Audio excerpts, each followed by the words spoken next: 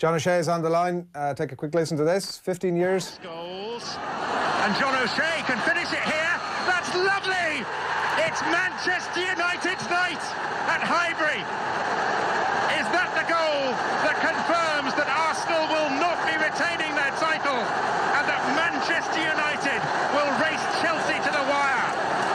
It's an absolutely fantastically constructed goal, and it's a sublime chip. What a position he takes up.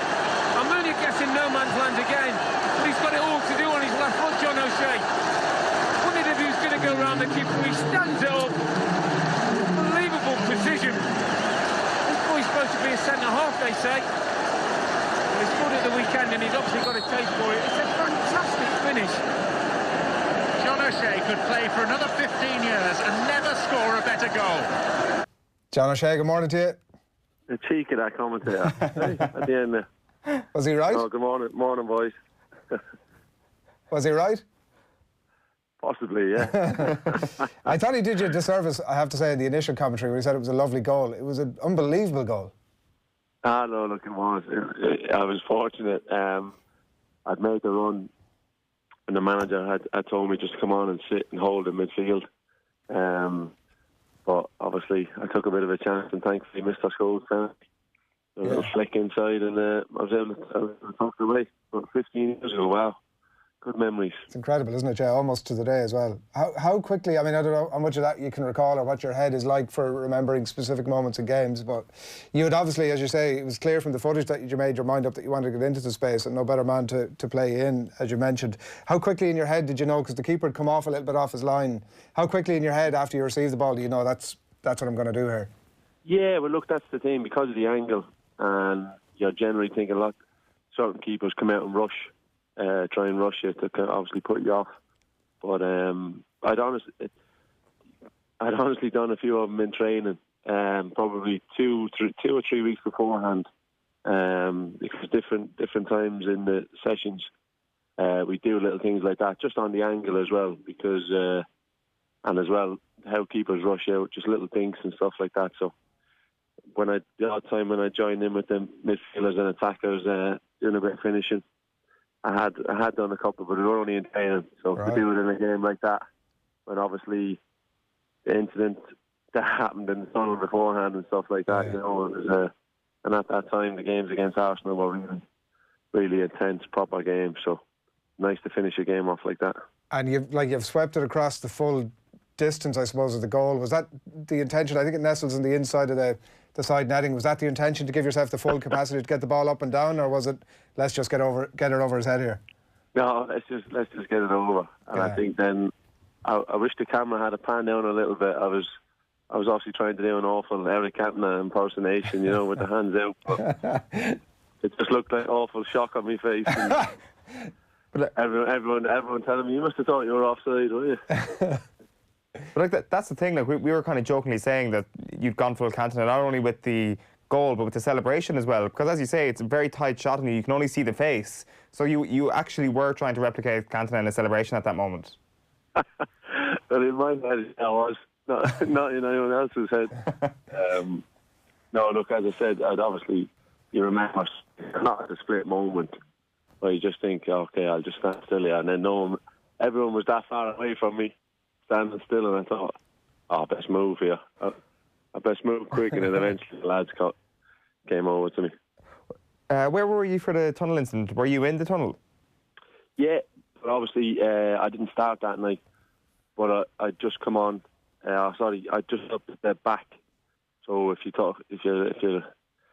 had a full view of it, if you know what I mean. And obviously I was aware of what Gary Neville had been and said to the boys after the warm-up, that Gary might have slightly exaggerated it as well, maybe to make sure that everyone was fired up. So look, when stuff like that goes on, it's, you know, the game itself doesn't need, at that time, the game itself doesn't need any extra motivation and spice, because the way the two teams are, but to have that on top of it with Roy and Patrick Vieira going head to head like that was brilliant, you know. It seems that Gary Neville almost could have a master's in the psychology of Roy Keane. He knew exactly what to say to him to get him to the perfect pitch to have a go at Patrick Vieira. Well, yeah, look, everyone was in the dressing room at the time going, did he bang out of order? But Roy was just saying nothing, silent, and obviously preparing himself for battle just a couple of minutes earlier. Was that your second or third full season after the loan spell, John? That would have been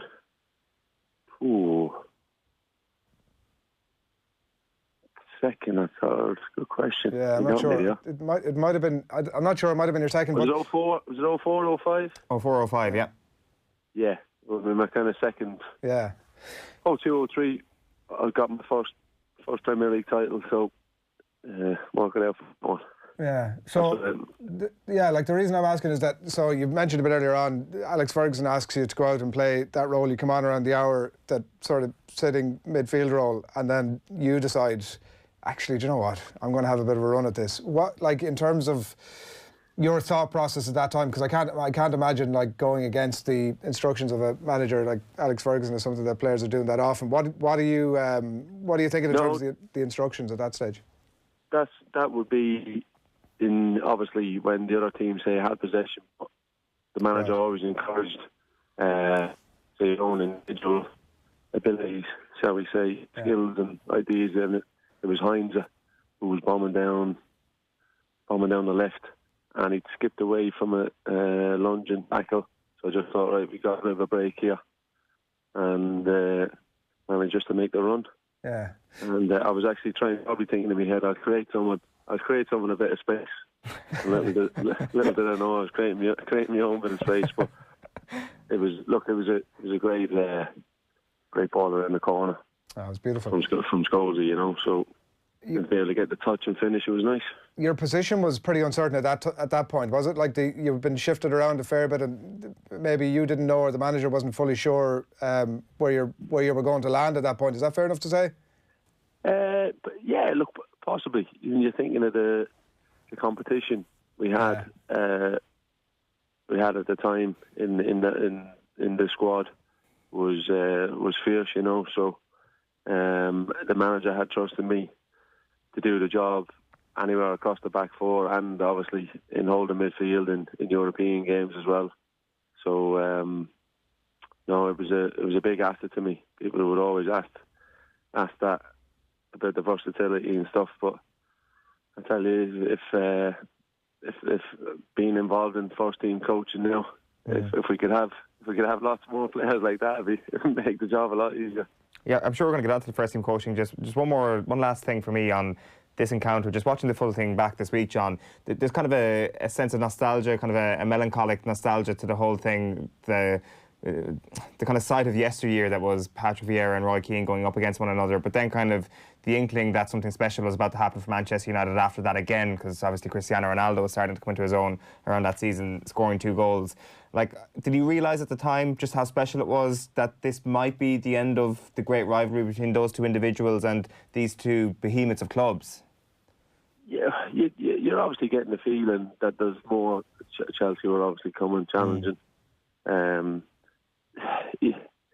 You're aware that obviously these players can't go on obviously forever too. So, but at that time, those games were really intense, were real proper, full-on battles, and I suppose the other teams wanted to get involved in that, and obviously Chelsea did with Mourinho, and then obviously the other teams, Arsenal, then just couldn't seem to regain that challenge. You know, Man City came along then, and now obviously Liverpool, but Arsenal are obviously really in that transition one.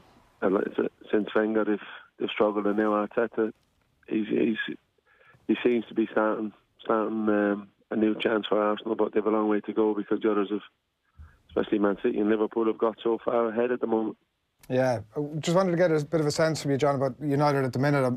In the middle of reading Alex Ferguson's diary from the like 94, 95 season or something like that. He would have kept like this daily diary with these updates of what was going on, and it was one thing that jumped out at me in terms of where United are at the minute, and he talked about the long transfer list that they would have had at the end of that season, and he was talking about, you know, there was 6 or 7 fairly high profile names on it. Alan Shearer was the only one that I can remember this morning, but he said that they wouldn't be bullied. They had a great squad, and it meant that it didn't matter if they'd make an offer, but they wouldn't be bullied into driving the price up. Now, we obviously seen that United made a signing this week, and you could argue that they have been bullied into maybe paying over the odds for it.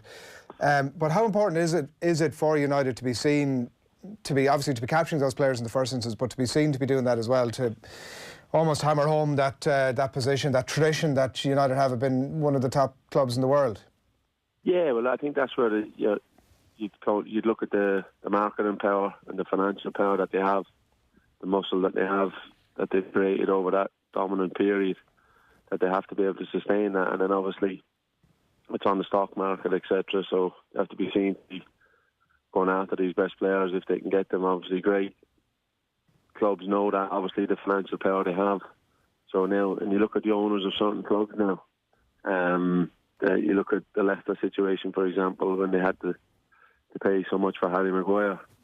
Years ago, they would have got that for a good bit cheaper if they didn't have the certain owner, that has the funds to think, well, no, you're not going to take him for that. We want this, and if you don't match that off, that fee, it's not going to happen. So, but they have to strike that right balance, and they seem to obviously be negotiating quite hard with Sporting Lisbon, and eventually they've got it over the line. Yeah, what's your general sense of, like, there's a lot of fans unrest at the minute, there's a lot of stuff starting to bubble over a little bit in terms of the level of satisfaction amongst the stands, even so much so I think there's chat of a walkout in the Wolves game tomorrow, and there's various layers to the dissatisfaction, but your sense of the connection between the club and the fans and where it's all going under Ole Gunnar Solskjaer? Yeah, well, look, there's obviously a bit of discontent with the fans, and it's one of those things, isn't it? If the results on the pitch obviously take care of all that, you never condone obviously they're saying they were so-called fans, and going to a person's house like that where the man has kids and stuff like that. You'd have to say that's really out of order. But the club will always face those questions when it's not been challenged on the pitch. It's always been the club that's kind of created the most headlines off the pitch as well. So Bruno Fernandes is the start of it.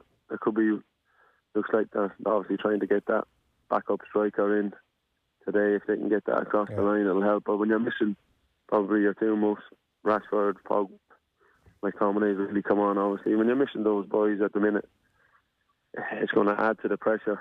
And but they spent a lot of money as well. That's the obviously counter argument too. So they've got to get the balance right. And at the minute, it's not. Yeah. It's not far away. But if you look at maybe Pogba, Fernandes, Rashford, Martial, it's a lot of attacking players to look forward to too. Yeah.